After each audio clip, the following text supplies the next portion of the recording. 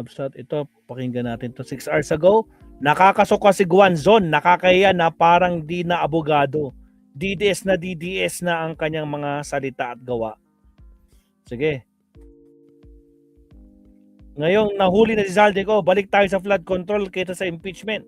Iharap nyo ngayon sa Blue Ribbon Committee si Zaldico, 18 Marines, Governor Chavit Singson, Diskaya, Martin Luther the King. Tabi ni Atty. Guanzon. Talaga sa Guanzon to. O, sige, Atty. Pasukin mo na, papasukin. Oh, nakakasuka itong si Guanzon, Diyos ko Lord. Pasok, Atty. Pero diretso sa punto. Maraming kuro-kuro, may tiwali, may totoo. Dito, sa Puntong Diretso tayo. Punto Diretso. Alright. Ayan, mga kabunyog, ang yabang nito ni Guanzon. Mayabang itong si Guanzon. Kahit naman anong yabang niya, itsyapwera naman siya sa koalisyon. Aray ko po, sakla. Mga kabunyog. Itong si dating COMELEC Commissioner, Attorney Ruena, no? Ang nickname nito Bing, Bing Guanzon. Ano ito dati itong kakamping siya. Kaya lang, pumunta na sa mga DDS. Kaya lang, hindi naman siya tanggap ng lahat ng karamihan sa DDS. Ano yun? Duda sa kanyang, duda sa kanya kasi ang tingin sa kanya, oportunista Walang paninindigan. Yun ang tingin kay Guanzon. Ang mga numero unong kumukontra sa kanya, sila Atty. Topacio, sila Cardema. Yun ba? Kaya, Ma'am Jenny Ramos, nung binuo yung koalisyon ng isang araw, yung mga pro-Duterte yun, lahat halos ng pro-Duterte na grupo, personahe, nandun. Pero, si Rowena Guanzon hindi imbitado. Hindi imbitado si Rowena Guanzon, mga kabunyog. Doon sa pagbubuo ng Raids Coalition. Pero nagpipilit pa rin si Guanzon na tudo-tanggol pa rin siya sa mga Duterte, kay Sara, kay Digong. Mayroon siyang programa sa sa radyo ba 'yon, sa TV. Yung sa totoo lang, may programa siya doon. Ayan, kasama niya yung isa pang DDS, si Cathy Binag. Garapala nilang pinagtatanggol ang mga ang mga Duterte.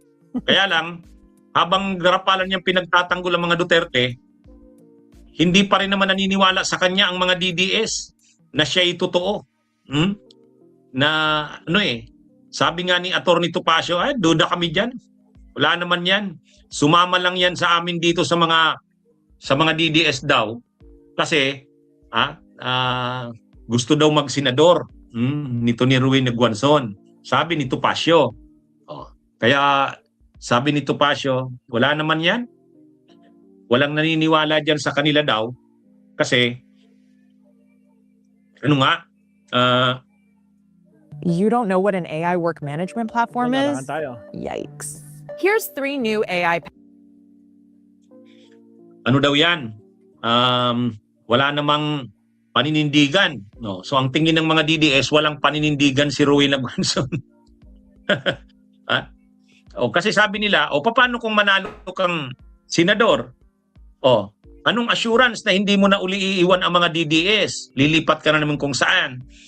Nung nanalo nga yung party list niya ni Guanzon, yung P3PWD sa tulong ng mga kakampings, nung nanalo si Guanzon, iniwan na yung mga kakampings. Nandun na sa DDS. May matindi itong sinabi si Guanzon na napahiya siya. Nakakahiya. Sabi ni Guanzon, ayan na si Zaldico balik baka naman pag nakabalik na dito sa Zaldico si Pilipinas, ang focus nyo pa rin impeachment. Dapat ang nyo na, kalimutan nyo na yung impeachment, balik na sa flood control. Kasi syempre, pag si Zaldico, ang issue doon yung flood control. Gusto ni Guanzon, itigil na daw yung impeachment ni Sara. Itigil na daw. Pukusan na daw yung issue ng flood control. Sa pagdating sa mga grupo na nagpapanagot sa lahat ng sangkot ng katiwalian sa ating bayan, hindi naman Ang pagtingin dyan, hindi naman ititigil mo yung impeachment dahil doon naman magpo-focus kay Saldico. Jenny Ramos. Pareho yan. Sabay nagugulong yan. Habang gumugulong ang impeachment ni Sara para mapanagot siya sa kanyang mga katiwalian, gugulong na rin yung mga pag-iimbestiga kay Saldico. So hindi naman yan na ititigil mo yung isa para yung isa yung fokusan. Hindi yun. Sangkot sa mga katiwalian, korupsyon, sila Sara. O dapat ding mapanagot yan. Sangkot din sila Saldico. Dapat ding mapanagot yan. Mapanagot ang lahat ng sangkot. Tama. Hindi yung ititigil mo yung kay Sara, yung impeachment, para mag-focus na daw kay Saldico. Gagamitin nyo pa yung si Saldico, yung issue kay Saldico, para mapalibre si Sara. Yan ang problema dito sa mga DDS na to eh. Mga kabunyog. Yan ang problema dito. Para sa kanila, itigil na raw yung impeachment, pumukus na dito kay Saldico. Sabi ni Guanzon. Kaya lang, dispalinghado yung argumento na yan. Itong si Guanzon, gusto niya lang iligtas si Sara. Kaya ginagamit niya yung issue ni Saldico. Pero hindi. Ang gagawin dyan, tuloy-tuloy ang impeachment kay Sara dahil dapat siyang mapanagot. Hiwala yun. Yung kay Saldico, tuloy din yun.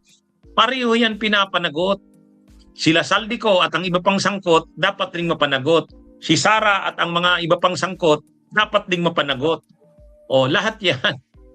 Lahat yan dapat mapanagot. Kaya ito, ang gusto kasi nila Guanzon, mapalibre na si Sara.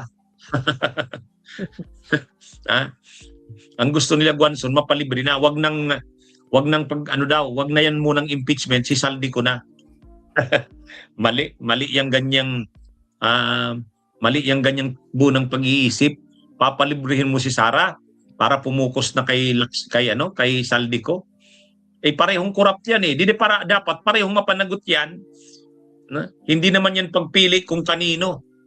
Ang panawagan, lahat ng sangkot dapat managot. Ang problema siyempre, gusto nito ni Guanzon ipakita na talagang pro-Sara siya para makuha ang suporta ng mga DDS sa kanya. Ang problema nga hindi eh. Kahit anong gawin niya, naging bastos na siya, naging kahiya-hiya na, pero hindi pa rin makuha ang suporta ng mga DDS sa kanya.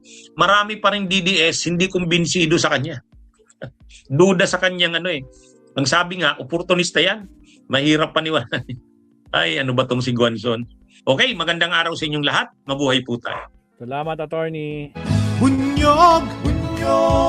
Siyempre, ganoon na lang talaga, attorney, no? Magpapakitang, kumbaga nag-audition si Guanzon kay Sara. Diba, Jenny Ramos? Kailangan niya mag-audition, no? Ipakita niya na talagang pro-Sara na siya, hindi na siya kakampwet. Sabi na, tragis kayo talaga. Anak kayo ng mga kamote talaga. But anyway, maraming salamat, attorney Enzo Recto. Alright, subtopic ulit tayo. Next tayo, mga basat. Diyos ko Lord Rudy. Okay, countdown ulit tayo, mga basat. Here we go.